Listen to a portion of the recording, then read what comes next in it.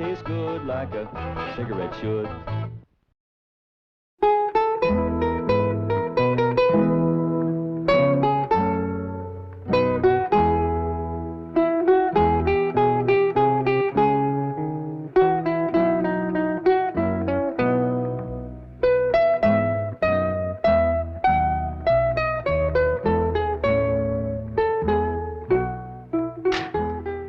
Exciting, Mrs. Drysdale, discovering that your next-door neighbors may be descendants of the very first settlers. Well, if it's true, but I just can't believe it. The Clampetts are so uncouth, so unrefined. I prefer unspoiled. Yes, Madam President.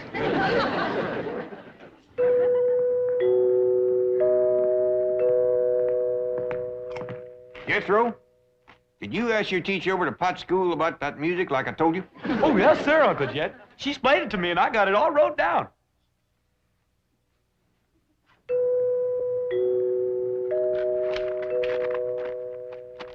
First of all, that there music is what you call chimes. Them's holler tubes that makes ringing sounds when struck by a plunger or a striker. Say. Oh, yes, sir. Now then, there is a reason why them chimes only ring when somebody comes to the door. Like as if there was a lookout up on the roof of watching. That's right. You see, there is a little button, and pushing that button makes that plunger hit them chimes. Doggy. So whilst you go ahead and go to the door, I'm going up on the roof and catch that rascal that's pushing that button.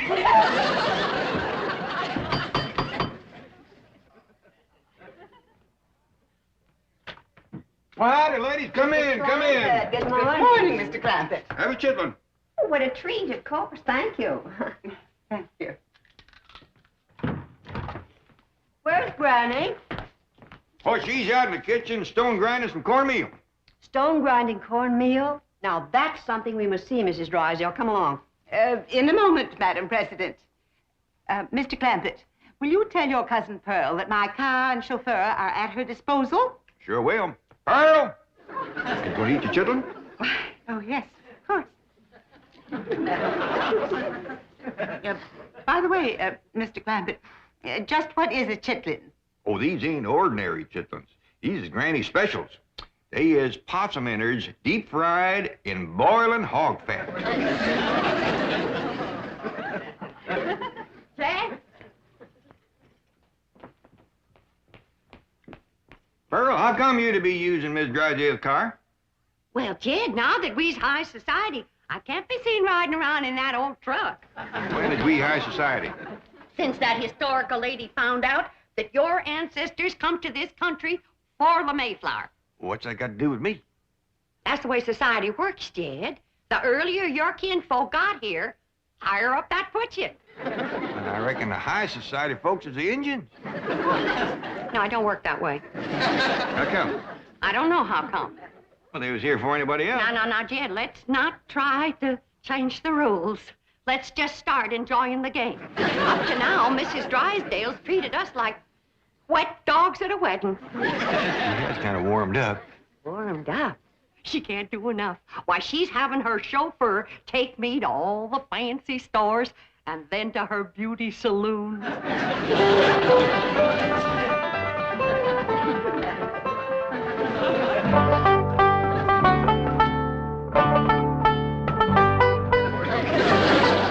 I'm certain there must be an easier way to grind corn. Oh, there is. Now, back home, we took our turn of corn to the grist mill down by Catfish Creek. Here in Beverly Hills, they ain't got no creek nor river to turn the mill wheel. So we have to go back to grinding corn like we learned from the Indians. But surely any supermarket would... Mrs. Drysdale, this is a priceless experience. A direct contact with the past. You can read about these things. But to actually participate in activities familiar to our ancestors it's to hold history in our hands. I don't think I could hold anything in mine. Smarter might, do they? I'm afraid they do. Isn't it shameful how soft we've gotten? Well, you come on over here, Miss Drysdale. There ain't nothing like hot soapy water good for sore hands. Oh, thank you. And this here soap will take the sting out of the pain. You're very kind. While you got your hands in the hot soapy water, why, you might as well do a few of these dishes. Dishes? Well, you seem to set quite a store on handling all of these old historical pewter pots and pans. Oh, I do. I do. But I have to meet my husband at his bank immediately. In fact, I'm late now. Well, don't you worry, Miss Drysdale. I'll save up a bunch of thrills for you, like churning and lye making and corn husking and chicken plucking and goat milking.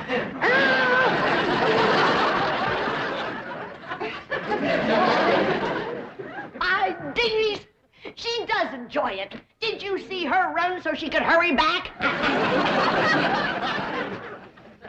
Now, whose idea was the 2 baby goats? Ellie Mae's. If I didn't know. I declare, girl, you are the limit when it comes to dragging home critters. All I sent you for was a couple of chickens and a milking goat for Granny. I know, Pa, but these little rascals cried something awful when we commenced to taking their ma away from them. Oh, dear, I forgot that Pearl has my car. Oh, Miss Drysdale, is someplace you gotta go? Yes, to the bank to see Milburn. I'll call a cab. Oh, no, that'd be downright unneighborly of us to let you do that. Would Jethro and Ellie Mae can drive you down there? Sure will. In this truck? Yeah, one good turn deserves another. After all, you let Pearl take your car. Oh, yeah, you can have the back seat all to yourself, Miss I'm in Drysdale. a terrible hurry. I better call a Ain't nobody can get you there faster than we can, Miss Don't Drysdale. worry, Miss Drysdale. This hickory bench is tied on good and tight. Yeah, but Here, Mrs. Drysdale, you can hold that little fella so he won't bother me when I drive. Now, remember, she's in a hurry, but drive careful, Jethro. I think I better not go with you.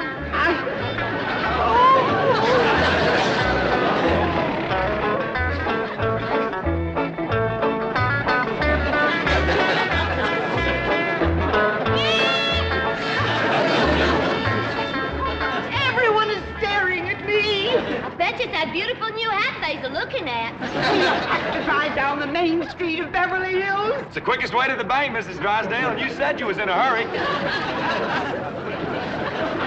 One side, everybody, get out of the way. Move over. Please. We's doing the best we can, Miss Drysdale. Move over! Get out of the way. That's ridiculous, Miss Drysdale. Make a noise like a siren. Cars out of the way! Come on, move over.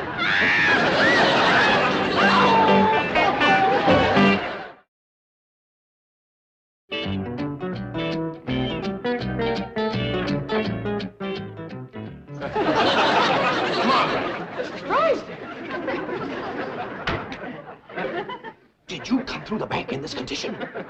Shame on you. How could you explain this? The Clampetts. I don't want to hear any more complaints about the Clampetts. Well, they may be a bit unrefined, but at least they don't run around the streets of Beverly Hills smashed. What happened to your beautiful spring hat? Oh, boy. Crying jag. Get some coffee. I'll get her walking. Molly, I can't understand. I can't understand this. I have never seen you take a drink before the cocktail hour. Let go of me. Molly, please lie down. I will not. Now, you're not going to be one of those kind of drunks, are you? I am not intoxicated. I'm mortified. The word is ossified. Will you listen to me? The Clampetts are to blame for this. Oh, of course. And I suppose Granny gave you some of her corn? A huge bowl like this. Here we are, Mrs. Drysdale. Have a sip of this. Thank you, I shall. Oh, that does help. Tell me, confidentially, what did happen to your hat? It was eaten by a goat. Have some more coffee, Margaret. Mrs. Drysdale, you really must get a grip on yourself. Now, if Mrs. Smith Standish verifies that the Clampetts are indeed first family material, then you too will be in the spotlight. I'll be in the hospital. Oh, Margaret. So help me, if those uncouth hillbillies become my social peers, life will cease to be worth living. Oh, Miss Hathaway, take me home. Margaret. What happened to your car? Did it get smashed, too? Cousin Pearl has it.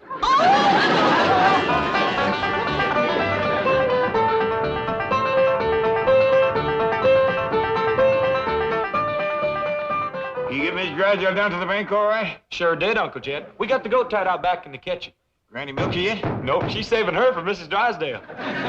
Take us out to the kitchen. Miss Standish wants to look at them old things in there. Okay, Uncle Jed.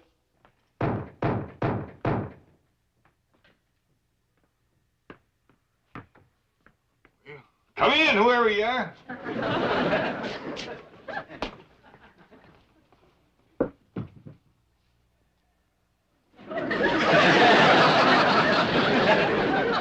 Bonjour, Jade. Who are you? Pearl, s'il vous plaît. Pearl who? Your cousin. Pearl. What did they do to you at that beauty saloon? That's salon, s'il vous plaît. And they made me glamorous. That ruined your hair. You took out all the color and the curl, too. This ain't my hair. This is what you call a flatter wig. All them high society women is wearing them now. How come? Ain't they got no hair of their own? Of course they have. But variety is the spice of life. S'il vous plaît. What's that s'il vous plaît? I thought you'd never ask. That there's French. What does it mean? I don't know. But all them society women in the beauty salon kept saying it to the fellas that was fixing their hair. I tell you, Jed, we gotta learn us some French if we're gonna be in high society. Oh, Mr. Chauffeur, you may go, s'il vous plaît. Very good, madam. Good day, sir. Yes, sir. Sure is, if it don't rain. Jed, that's the way to live. A big limousine and a livered chauffeur. And then folks just know you's high society. All you gotta do is say a few of them French words, and they go to bowing and scraping all over the place. What's all this stuff? Them surprises for everybody. High society prizes. You ain't getting me in one of them wigs. Uncle Jed! Uncle Jed, Granny wants... Bonjour, monsieur. Who's she? I'm your ma. S'il vous plaît, that's Paul. Ma? Where'd you learn how to speak Italian? Hey, Granny! Ellie Mae! Come look at Ma. She fell head first in a flour barrel. We got our work cut out for us, making high society out of that one. You can see who play that again. Hey, Pearl!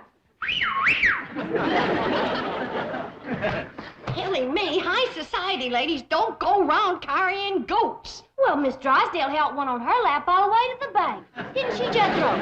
Oh, yeah. What's all the commotion in here? Looky yonder at glamorous Cousin Pearl.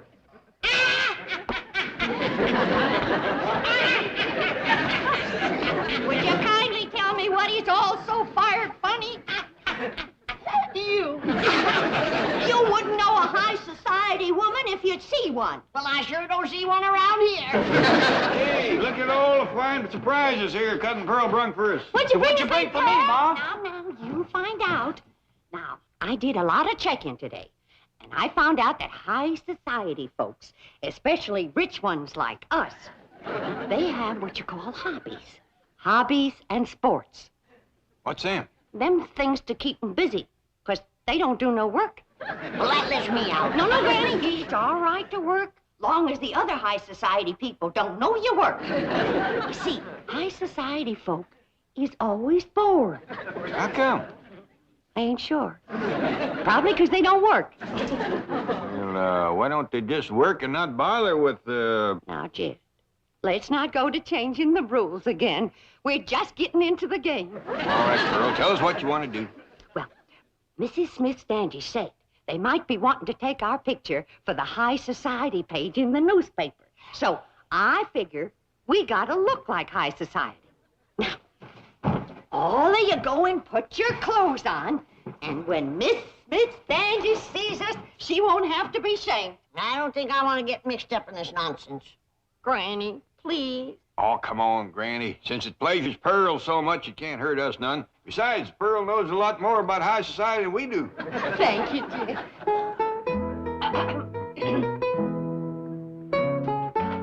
Pardon, Mrs. Smith Standish. Well, Mrs. Jean, what a beautiful gown. Mercy. This is my tea-drinking, bridge-playing dress. S'il vous plaît. Oh, you speak French? Oh, yeah. I mean, oui. Quel surprise, charmant. Aimez-vous parler français? Well, you see, I speak it, but I don't quite understand it yet. Ah, c'est bien dommage. Mrs. Smith Standish, didn't you say that they might want some pictures of us for the paper? Oh, yes, if my research data is corroborated at FFTA in Virginia. Why, pictures of the Clampett family will be on front pages of newspapers all over this country. That'll include me, won't it? Of course. Well, I just want you to know you won't have to be ashamed of us. Now, why would I be ashamed? Well, you know, not having much education and culture and hobbies and not speaking French and all. That is, the others. Comprends. Well, you don't have to worry, because I've been a-working on them, and you're going to be proud when you see them. Now, you sit right here, and I'll introduce them one by one.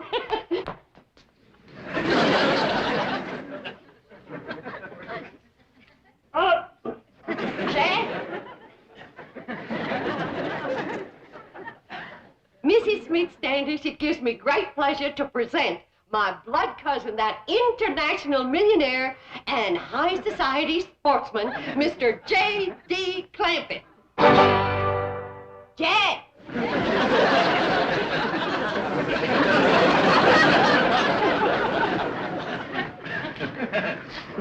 Do something, Jed. A polo for us. I don't know how you pole. I feel like a named fool. Look at this thing. I don't know whether you snare them or knock them off trees. Well, you go sit over there, Jed. We'll be drinking tea and playing bridge directly. Granny, you're next. And now it gives me great pleasure to present that famous high society dowager and international sportswoman, Granny, whose favorite hobby is big game hunting in darkest Africa.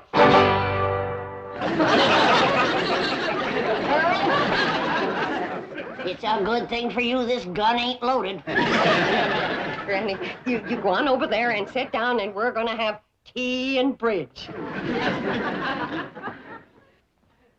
Now, those of us who is high society knows there just ain't nothing more cultured than ballet dancing. And so it gives me great pleasure to present them wealthy, bored, international young'uns whose favorite hobby is ballet dancing, Ellie Mae and Jethro. How beautiful. That's only half. Come on out, Jethro. I ain't gonna do it. Jethro, come on out. I don't want to, Ma. You look fine. You're just dripping culture.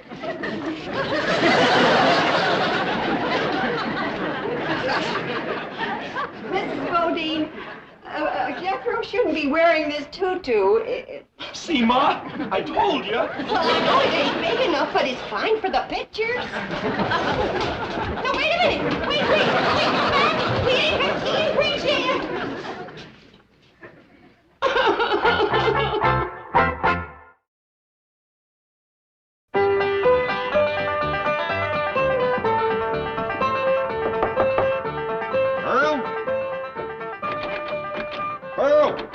Pearl? Go away. Oh, Pearl, come on out. Don't sit in there and sulk. Miss Smith Standish wants us to show her how to do the Virginia reel. You show it to her. I ain't in no mood for dancing. Oh, we can't dance it without you. Come on, everybody's getting all dressed up. I had you all dressed up and you run out on me. Pearl, we just ain't ready for society that high. Now, Mrs. Smith Standish wants us all to get dressed for reeling. Come on out. You can wear your store-bought hair. I can't neither. She's gone. Is that old go-get-it? Crazy enough to eat anything. I have the most dreadful premonition that I'm making a terrible mistake in coming back here. Oh, think of your career. Mrs. Smith Standish has virtually promised to support your candidacy for West Coast Vice President of the FFT of A. Margaret Emerson Drysdale, Vice President of the Women's Federation for the Preservation and Perpetuation of the First Family Traditions of America. West. Does rather roll off the tongue, doesn't it? It has a ring to it.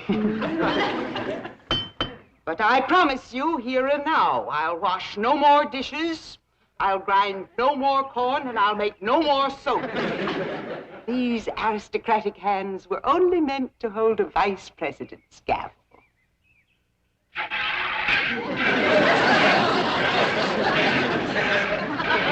Oh, you're doing beautifully, Mrs. Drysdale. I'm proud of you. She sure got the hands for it, ain't she? Miss Drysdale, your husband's here. He's going to dance with us. Thank goodness. Oh, my hands. My hands. They'll never be the same again. There's nothing like milking a goat to pretty the hands. Come on, Granny. We're getting ready for the Virginia reel. I'll fetch your lap organ in for you. Oh, Mrs. Drysdale, have you seen this priceless antique lap organ?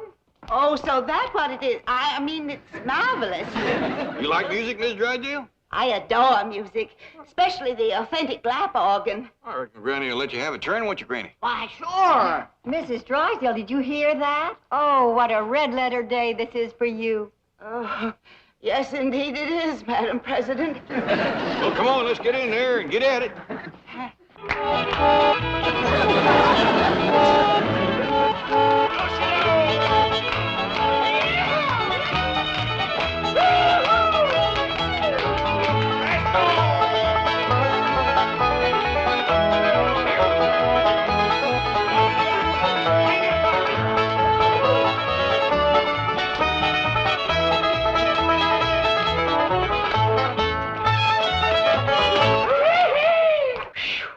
Somebody's gonna have to spell Miss Drysdale. She's all pumped out. Excuse me, Mrs. Smith Standish, I'm on the telephone. It's long distance from Virginia. Oh, that's headquarters.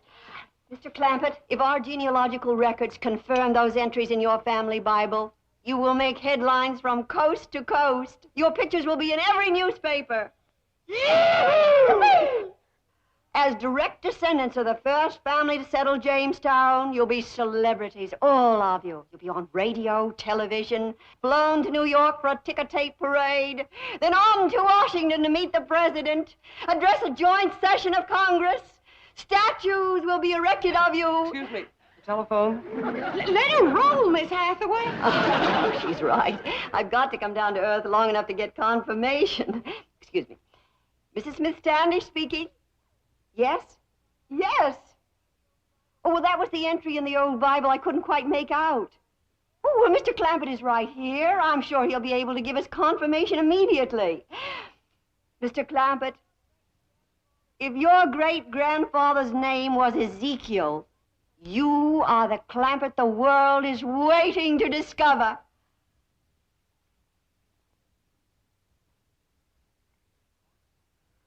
Well, now, I kind of hate to disappoint you, ma'am, but his name was Jeremiah.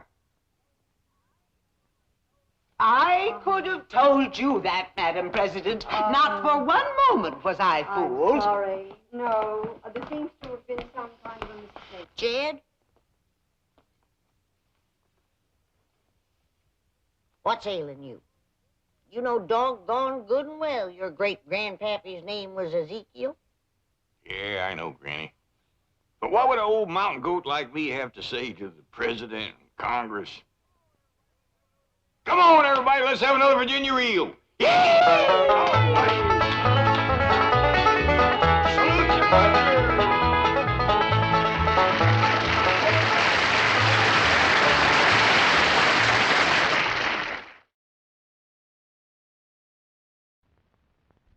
Pop? Yeah, man. Remember April 5th that Jethro and me was rich board international high society ballet dancers? Yeah? Well, Jethro gave it up, so I got me a new partner. Come on, Skippy.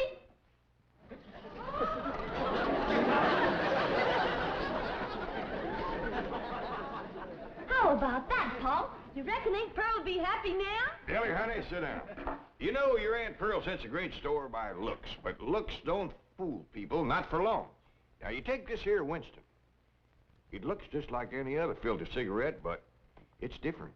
It's got different tobacco up front here. It's something special called filter blend. And that means they're real particular about what's on the inside. No, sir, them makings don't show on the outside. But when I light up a Winston, I know I'm getting the best. Winston tastes good, huh, Paul? Like a cigarette should. The Beverly Hillbillies has been presented by Winston. We hope you've enjoyed it, and we hope you will try Winston, because Winston tastes good, like a cigarette. This has been a Filmways presentation.